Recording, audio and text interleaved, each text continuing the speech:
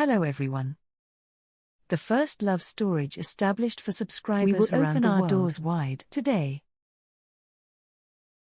The first love story I will read to you today is a letter from Mr. Kang, who recently immigrated to the United States after living in a town in Seoul. Well then, I will now read the story content. Today's story title: First Love in Twilight. In the heart of Seoul, a place where endless ambition shakes the city, and the pulse of money and power beats in every street. At the center of it all was Chairman Lee Kang-hoon. His name dominated the conference rooms and newspaper headlines, and his wealth was enough to sway the nation, a legend of the South Korean business world. A man who once held a position envied by everyone, but inside that splendid mansion, surrounded by glass and marble, Kang-hoon was alone. His heart was empty. Engulfed by waves of loneliness, success elevated him, but it also cast a deep shadow. Kang-hoon's empire was unparalleled. For nearly half a century, he conquered the market and brought his competitors to their knees. His company had ventured into every field, from electronics to real estate, and even the space industry. However, that success came at a high price. His wife, Kim Se-yeon, left him 20 years ago. She could no longer endure his endless ambition and cold demeanor. "You may have lost me, but you might not even realize what she said as she left." Those words struck Kang-hoon's heart, but he turned his head away. I thought that admitting was a weakness. His 2 children, son Min-jae and daughter Ji-yoon, were now walking their own paths. Min-jae was running a financial business overseas, dreaming of building his own empire based on his father's money. However, he minimized contact with his father. Even in a single phone call, a calculating tone was evident. Ji-yoon left for Europe, claiming she would live as an artist. But her exhibition was sponsored by her father's money. It had been a long time since both had left Kang-hoon's side. They fought over the inheritance, and family gatherings gradually became tainted with accusations and resentment. Felt that he had lost them. No, maybe he didn't even try to catch them in the first place. His mansion was huge and luxurious, but it lacked vitality. Every night, he walked through the empty hallway and looked at the lights of Seoul outside the window. The light shone on his success, but his heart was engulfed in darkness. He muttered to himself, "What is the point of all this?" His world collapsed. At the hospital he visited feeling fatigued as usual. The doctors looked at his face with concern. "Mr. Chairman," the attending physician said, "the test results are out. It's stage 4 pancreatic cancer. The remaining time, at most 6 months." Those words pierced his heart like a knife. He believed that he could buy anything with money, but time and life were beyond his control. As he left the hospital room, he looked out the window. The skyline of Seoul still shone, but everything looked gray in his eyes. He reflected on his life. For decades, he had only chased success. I trampled on my competitors, chaired meetings, and signed endless contracts. But all those moments of victory now sounded like empty echoes. There was no one by his side. He was alone, completely, utterly alone. "What have I been living for?" he whispered. There was no answer. His mind was drawn back to the past. He drove to the neighborhood where he spent his childhood. An old neighborhood on the outskirts of Seoul, with narrow alleys and shabby houses lined up. The air there was infused with the scent of roasted chestnuts and faint memories. He got out of the car and walked slowly. An old sign, a rusty iron door, and a small cafe at the end of the alley. Sunflower Cafe. The sign was faded, and the green paint was peeling, but that place was frozen in time. Kang Hoon opened the door and stepped inside. His heart trembled slightly. The inside of the tea house was filled with traces of time. The wooden table was covered with smudges and scratches, and the walls had turned yellow from cigarette smoke. Some elderly people quietly sipped tea, as if sharing the weight of life. Kang Hoon turned his gaze to the window. There, soaked in the late afternoon sunlight, a woman was sitting. Her silver hair draped over her shoulders, and her face retained warmth. Despite the wrinkles of time, she read an old book, gently turning the pages with her fingers. Her serene appearance and the curve of her smile struck heart. Like a forgotten song, like a familiar pain. He approached hesitantly. For the first time in decades, his heart raced. "Excuse me," he said in a trembling voice. "Could you be Miss Kang Eun-soo?" The woman raised her head. Her gaze wavered in surprise for a moment, but soon changed to a gentle smile. "Mr. Kang Hoon, right?" Her voice was quiet. Kang Hoon held his breath. It was her Eun-soo, his first love. Unforgettable, separated by poverty and fate 40 years ago. They were everything to each other. Two teenagers from a poor neighborhood. Eun-soo filled Kang Hoon's world with her bright eyes and warm smile. They held hands by the riverside, dreaming of the future under the starry night sky. But life was cruel. Eun-soo's father was burdened by debt, and Kang was withering away due to illness. They did not have the strength to protect their love. "I'm sorry," Yoon-soo said, crying. "We can't help it." They let go of each other. Kang Hoon buried that pain deep in his heart, and ran away to success.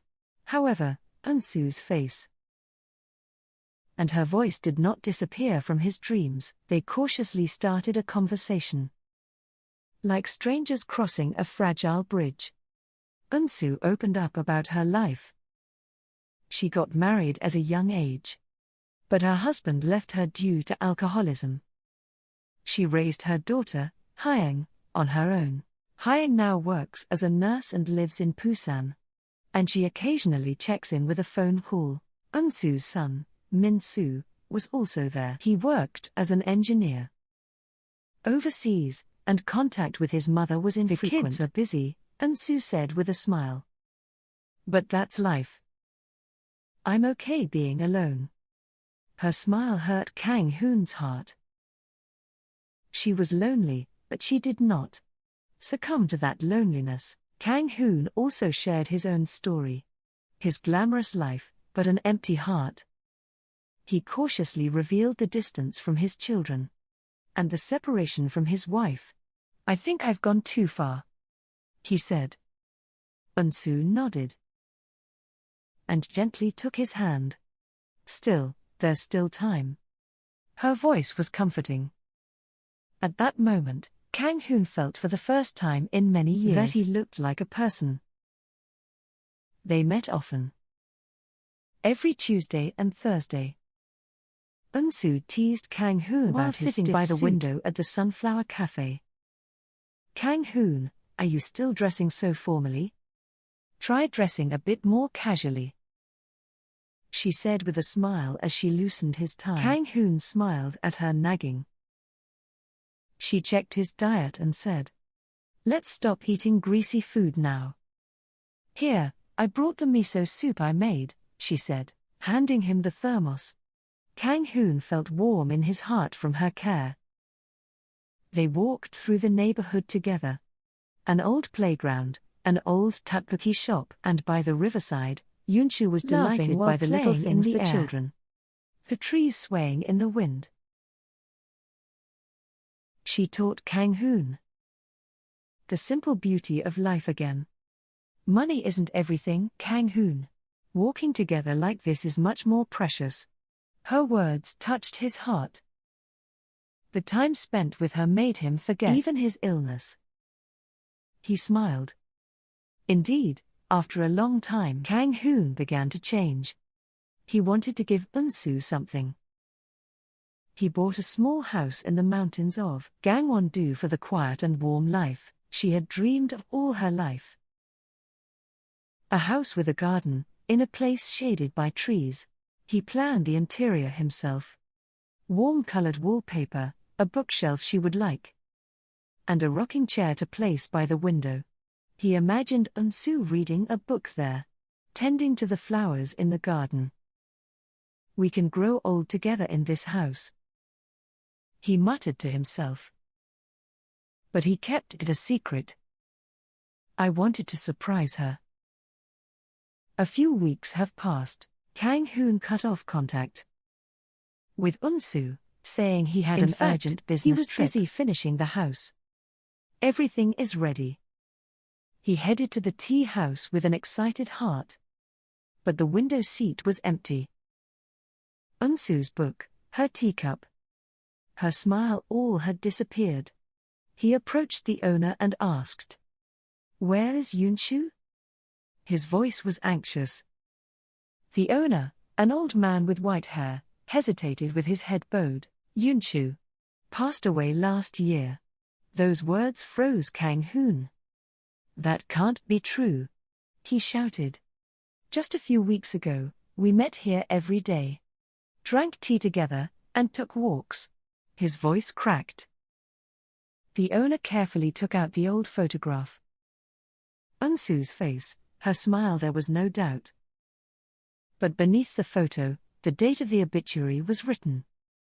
A year ago, she was already gone from this world. Kang Hoon stumbled out of the tea house. The rainwater soaked his face. But he didn't feel it. His heart was filled with confusion. The conversation with her, her laughter, her touch, all felt so vivid. How could she have already left? He wondered if he was going crazy. Had the illness clouded his mind? Or had she really come back to him? Did she stay for a moment to heal his broken heart? He recalled her last words. "I finally met the person I've been waiting for my whole life." That word now carries a different meaning. She knew she would leave. Perhaps she didn't realize that she had stayed for him even after she had already left. Kang Hoon walked the street. They had walked together again. The playground, the tteokbokki shop. Her voice seemed to be carried by the wind. He mulled over the traces she had left behind. She taught him humanity, not money and power. She brought warmth to his empty life. The house he built will be empty. But that house was already filled with her smile and her touch. He closed his eyes and thought of her. Her gaze, her laughter. "Thank you, Yoon-soo," he whispered. "Thank you for letting me live again." Kang Hoon stood in front of the tea house once more. The rainwater flowed down his face. But his heart was warm. He looked up at the sky. A star twinkled between the clouds. He shed tears.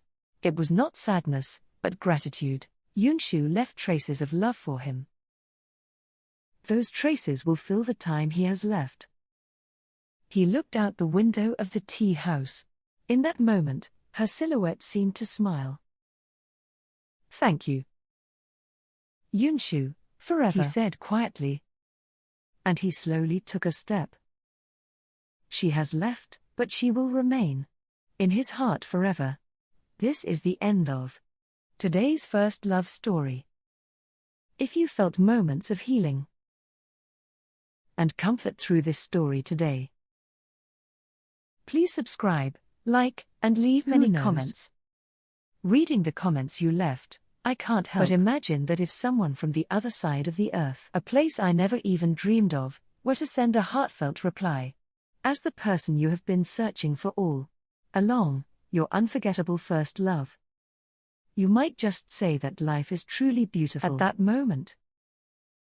I would also like to clarify that the very purpose of establishing this archive was precisely that. To elaborate further, I would like to say that many subscribers have inquired whether there might be a way to find out about the news of their first love, whom they wanted to see so badly before they die. Where else in this world is there anything as beautiful as the memories of first love? The First Love Storage will close its doors today. See you next time. Goodbye.